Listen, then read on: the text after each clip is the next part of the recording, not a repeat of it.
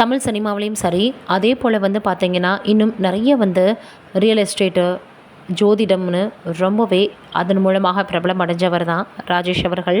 அவருடைய இழப்பு மிகப்பெரிய அளவில் சமூக வலைதளங்களில் ரொம்பவே பரவிய நிலையில் எல்லோருமே சோகத்தை வெளிப்படுத்தியிருந்தாங்க, இரங்கலை தெரிவித்து வந்துட்டு இருந்தாங்க.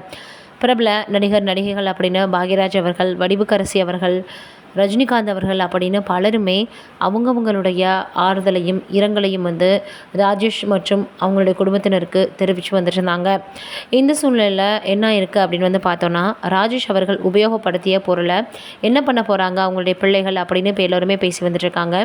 என்ன இருக்குது அப்படின்னு பார்க்கும் பொழுது, ராஜேஷ் அவர்கள் எப்பொழுதுமே இப்போது கிட்டத்தட்ட 70 வயதை கடந்ததுனால அவர் உடுத்தக்கூடிய ஆடைகள் கொஞ்சம் வயதானவர்கள் உடுத்துகிற மாதிரியான ஸ்டைல் தான் இருக்கும் அப்படின்னு சொல்லிட்டு இப்போ பார்த்திங்கன்னா ஆதரவற்றோர்கள், முதியோர் இல்லங்கள் அப்படின்னு அங்கே போய் அதையெல்லாம் கொடுக்க போகிறாங்களாம். சும்மா பீரோவில் பூட்டி கிடக்கிறதுக்கு யாருக்காவது கொடுத்தா அது உதவியாகுமே அப்படின்னு அவருடைய பையன் இப்போ பார்த்திங்கன்னா ஹோம்லெலாம் எடுத்துகிட்டு போய் அதை கொடுக்க போகிறாரு அப்படின்ற செய்திகள் வெளியாகி இருக்குது. ராஜேஷ் அவர்கள் துபாய் போயிட்டு வந்ததுக்கு அப்புறமாக தான் அவருடைய உடல்நிலை பிரச்சனை ஏற்பட்டுச்சு. அதுக்கு முன்னாடி நல்லா தான் இருந்தார் அப்படின்னு பல விஷயங்களை சொல்லியிருந்தாங்க.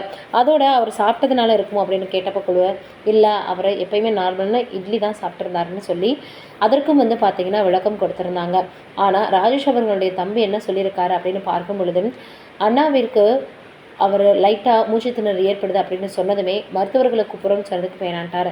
கொஞ்சம் கால தாமதமாகி சித்த மருத்துவர் வர வச்சோம். அவர் 2 மணி நேரம் அண்ணா கிட்ட பேசிகிட்டே இருந்தார். அதற்கப்புறமாக தான் இதெல்லாம் நம்ம சரிப்பட்டு வராதுன்னு நானே என்னுடைய அண்ணன் மகனிடம் சொல்ல அவர் ஆம்புலன்ஸை வரவழைச்சார்.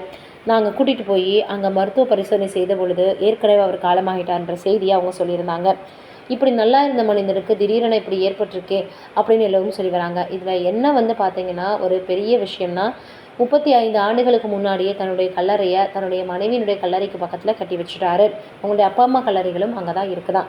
அதனால் நான் என்னுடைய மகன்கிட்ட எப்படியெல்லாம் எனக்கு கல்லறை வேணும்னு கேட்டெல்லாம் அதை வச்சுக்க முடியாது, ஏன்னா அப்போ நான் இருக்க மாட்டேன் அப்படின்னு ரொம்பவே உருக்கமாக கூட சில பேட்டிகளில் சொல்லியிருக்காரு. ரொம்பவே கொடுமையான விஷயம். இன்னும் கொஞ்ச நாட்களில் அவருடைய மகனுக்கு நிச்சயதார்த்தம் நடக்க போகுது, அதற்கப்புறம் திருமணம் நடக்க போகுது அப்படின்ற செய்திகள் வெளியானது ரொம்பவே எல்லோருமே பார்த்திங்கன்னா வருத்தத்தை தெரிவித்து வந்துட்டுருக்காங்க. ஏன்னா வடிவுக்கரசி அவர்கள் கூட ரொம்பவே சொல்லி அழுதுருப்பாங்க. தன்னுடைய பையனின் கல்யாணத்திற்கு பத்திரிக்கையோடு நான் உங்களை பார்க்குறேன் அப்படின்னு சொல்லிட்டு போனவருக்கு இப்படி ஒரு நிலைமையா அப்படின்னு ரொம்பவே அவங்களுமே சோகத்தை வெளிப்படுத்தியிருக்காங்க.